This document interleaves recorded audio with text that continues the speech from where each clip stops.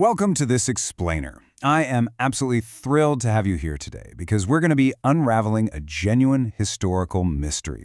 I want you to just picture someone for a second. Picture a person who owns absolutely nothing. I mean, they have no property, zero savings, no personal income. They don't even get to choose where they live, what job they'll be doing next year, or who they'll spend their everyday life with. Now, according to the most famous theory of human motivation ever written, that person should be absolutely miserable. They should be hopelessly stuck at the bottom of the ladder, constantly stressed out, and frankly never able to reach any true sense of purpose or fulfillment.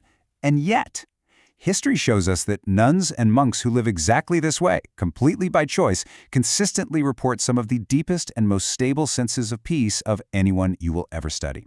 It's a massive contradiction. Something simply doesn't add up, or does it?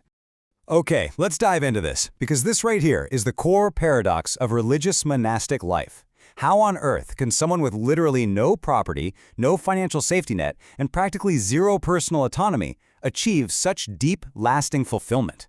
When you take a vow of poverty, chastity, and obedience, you are essentially agreeing to give up every single thing that modern psychology tells us we desperately need to feel secure. On paper, this lifestyle seemingly breaks Abraham Maslow's famous pyramid of human needs right in half.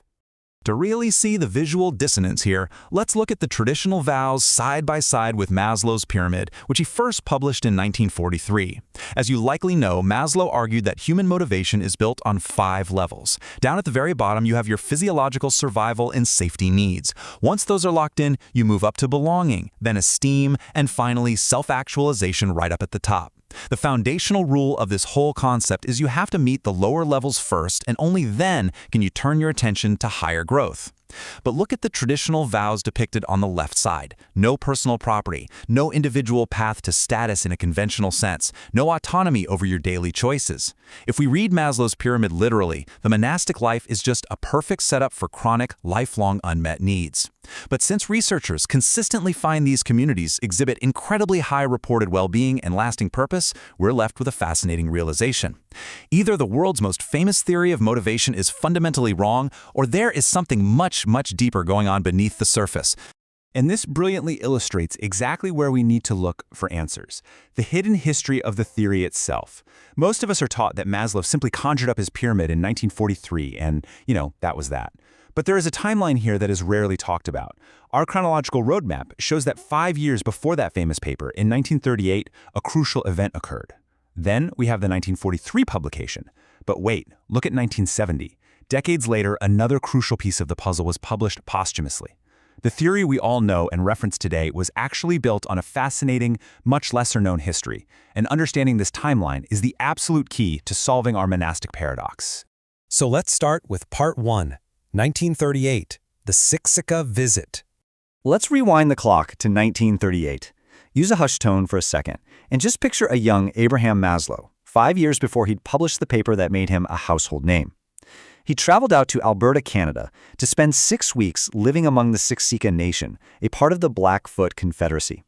Now, he originally went out there to study status and dominance, which, let's be honest, is a deeply Western obsession. He was looking for the ways people climb over each other to get to the top. But the history of this visit reveals he found something entirely different. Instead of fierce, status-driven individualism, Maslow found a community where personal wealth meant almost nothing. In fact, giving things away was exactly what earned someone real standing. His biographer later noted that Maslow was incredibly struck by how psychologically secure the people of the Siksika nation seemed, especially when he compared them to the super-anxious, status-obsessed settlers living nearby. While scholars to this day still debate just how directly the 6-week summer shaped his final theory, the structural observation he made is undeniable. He witnessed security coming from the group's commitment to its members, not from individual ownership. Let's move to Part 2 and see how this builds into our historical mystery, the hidden collective base. Remember that idea of security through group commitment? It is the exact same underlying structure that explains how monasteries and convents have thrived for centuries. The bottom of the pyramid didn't just vanish for these monks and nuns, it simply shifted. You see, in most religious orders, the community holds what they call a common purse. While an individual monk or nun takes a vow of poverty and owns absolutely nothing on paper, the order itself guarantees the essentials. Food? Guaranteed. Housing? Provided. Medical care? Covered. Support in old age? It's a given. Nobody in the community needs to hoard personal savings or stress out about their 401k because the community has already made a binding commitment to never let its members go without. So those foundational physiological and safety needs on Maslow's pyramid, they are still fully met. They're just met collectively instead of individually, echoing almost exactly what Maslow observed with the Siksika nation decades earlier. And, it's not just the vow of poverty that gets misunderstood. The vow of obedience operates the exact same way. On the surface, promising lifelong obedience sounds like a total loss of freedom. And sure, in one sense, it absolutely is. But actually think about texts like the Rule of St. Benedict or a modern order's constitutions. These rules provide a clear, unwavering structure of life. You wake up knowing exactly what the day holds. You know precisely what is expected of you.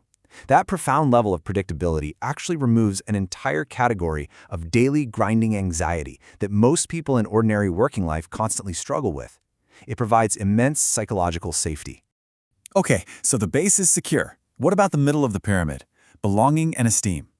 Well, in a religious community, belonging is arguably stronger than almost anywhere else in modern life. It's built systematically through daily shared practices. You've got shared prayer, shared meals, shared physical work, and an unbreakable common purpose binding everyone together.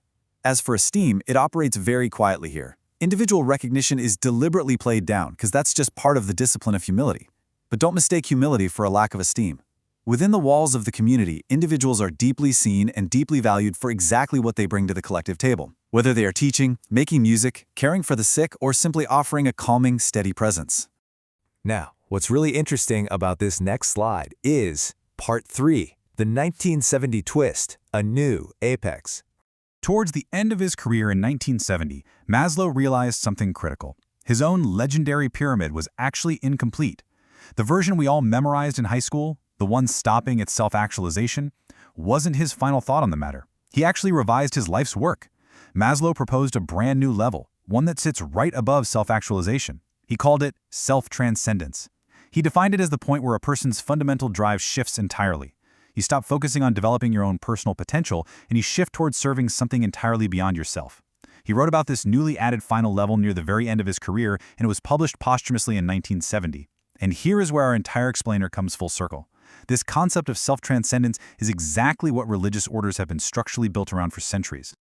When someone enters a convent or a seminary, they aren't chasing personal achievement or self-actualization in the way Maslow first described it back in 1943.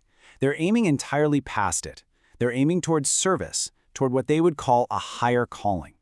In a very real, tangible sense, these monks and nuns were living out the true, final apex of Maslow's theory long before he ever formalized it in his writings.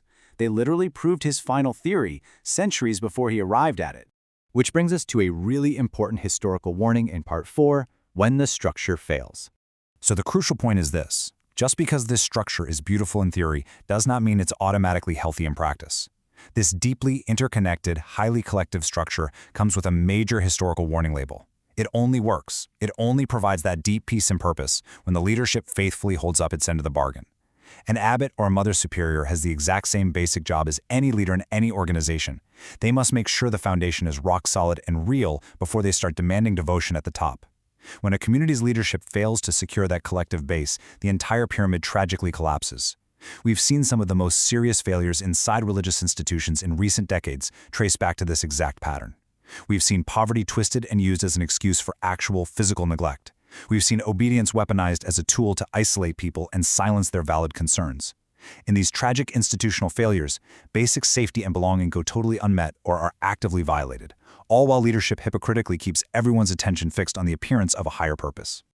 The psychological structure of human needs doesn't just magically stop applying because a setting happens to be sacred or religious. The pyramid is always there. If anything, the stakes in these communities are so much higher than in the secular world. Why? Well, because this collective structure demands a level of total, absolute trust from its members that an ordinary corporate job simply never asks for. When you give up everything for the collective, that collective absolutely must catch you. Which brings us to our final thought for this explainer. The vow of poverty never actually broke Maslow's pyramid. It didn't disprove his theory of human motivation. Instead, it brilliantly fulfilled it, just in a collective way rather than an individual one. It proves something that Maslow himself only managed to figure out near the very end of his life.